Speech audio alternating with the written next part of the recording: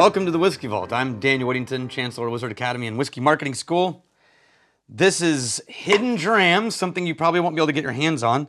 This was a gift from Nathan Huey, one of our whiskey somms and extremely generous, who gave this as a gift to our Vice Chancellor, Dave Young, because Dave has a personal special connection with Cutty Sark through his dad. It was his dad's preferred whiskey. And so when this was on Dave's desk, I was like, hey man, I really want to review that on the channel. He was like, hell yeah, I'd do it. So Dave handed me this box.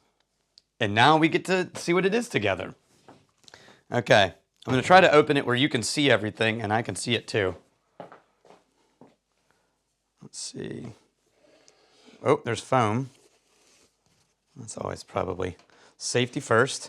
Ooh, look at that. I like this little burlap action going on. Ooh, that's the nicest bottle of Cutty Sark I've ever seen. I like that. The Tam o' Shanter, which is actually, if you would know this, but I should probably get back to where I'm supposed to be. The Tam o' Shanter is the name of the poem that Robert Burns wrote, where the name Cutty Sark came from. I wonder if that comes out. I was trying to do it without looking, but oh, it's a door. So this is the booklet. It's a book that comes with it.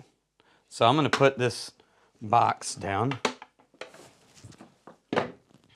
The book, let's see, together.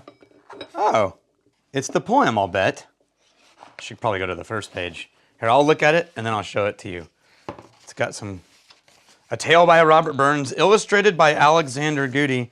Yeah, it is the actual, well, great illustrations. The creation of the book, the painting. Is that Alexander? Yeah, it's a self-published. So it's the whole story. Okay, with illustrations. This is really cool.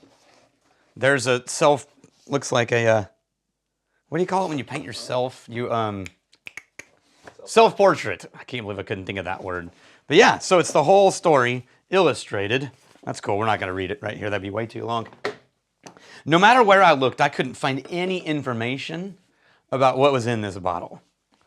Like, what is the blend made up of? We know it's all at least 25 years old because you can't put 25 on a whiskey if there's younger than 25 in there. So, and it is blended Scotch, so it does have grain spirit in, but even the grain whiskey is at least 25. So, I did go on to the interwebs, but this thing came out in 2012. So this is 12 years old. This was released. That's why you're not going to find it easily unless you look on auction sites. I really like this bottle a lot, actually. Specifically, not the label necessarily, but I mean, I like the label too, but the bottle specifically, really cool bottle. Okay. This was a celebration for Burns Night 2012 that they released this whiskey. And they partnered with the artist. The blender at the time, I don't know if she still is, but it was Christine Campbell. And she blended, they did 5,000 bottles of this release. It was the first blend created by Christine Campbell. Now, all of this information was gleaned from random internets where I confirmed, but it was all consolidated really well on the Whiskey Apostle website. If you Google Whiskey Apostle, specifically an article by Gary that he put up there, and he really like put it all together in one place. And then I went and looked up to see where his sources were, but that was a great resource. And man, it smells delicious. Okay, so in the nose, it's a little bit smokier than I thought it would be for a blend. It's not ashy, but it is sort of like musty, old smoke, old char. There's some deep fruit notes in this. It's way richer than any blended whiskey that I've had recently. Lots of dark berries and cream, but there's a sort of earthiness layering and threaded through everything that makes it feel like a hearth place fire on a winter night. It smells almost fresh. I don't know that I have another descriptor for that, but fresh is a good one. All right, and on the palate. Ooh. Okay. I got to do that again because it started as this like slightly thin but really pastry sweet density down the middle, and the edges were a little bit light and prickly. But after I swallowed, it went like, whoo, kind of lifted, and I think that's probably the grain whiskey that's like providing this lightness to the whole palate.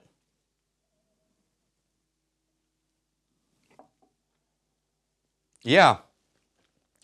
The density that the malt provides, and it is this ashy is closer to the word, but it's not. Like, if you don't like smoky whiskey, you're going to be fine with the layer of whatever peat is in here. It's so mild, and it's so like a long ways away, old ashes, but it's not dry, and the berries in that malt are really pushing it forward.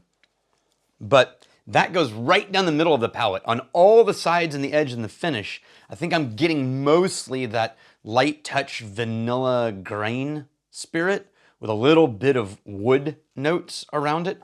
And it's making it feel, instead of heavy and dense, feel like kind of a nice dessert with a light freshness to it. It's very interesting.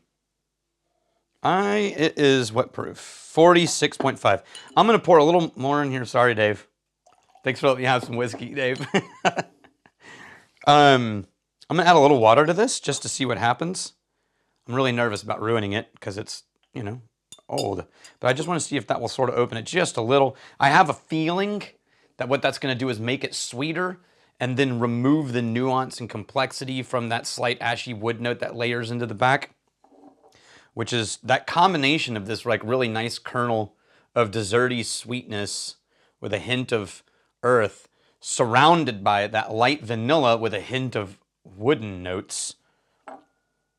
It's a really brilliantly complex on a blend. Kind of excited about this.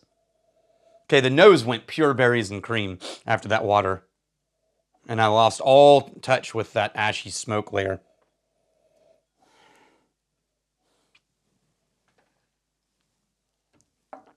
Oh, it softened the sweetness. It brought the vanilla cream into the middle of the palate, and then it got dry, which it wasn't before. It got, not astringent, but like, it's not as sweet and soft anymore. It's a little bit more like, I'm gonna let that settle for just a second.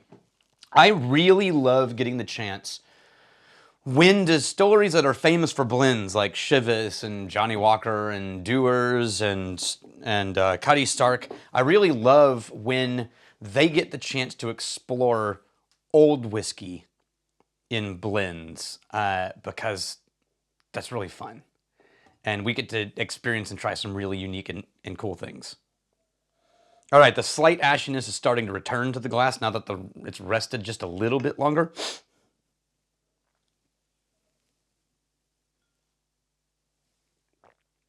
And now it's really just softened. Watery is the wrong word, but it's really soft now. That layer of was only on the top of the whiskey. Once it settled, it just turned into this like gliding soft palate. Not a lot of complexity. The nose is a little bit sweeter. I liked it where it was. It was at the perfect proof. It's still good, but this is more what you think you're gonna get when you buy a blend. And this was more interesting and complex than I expected. So probably without water. Either way, this was really cool. Thank you, Nathan Huey. And thank you, Dave Young, for sharing your fancy bottle of scotch with us. Cheers to you. I'm really glad you're here.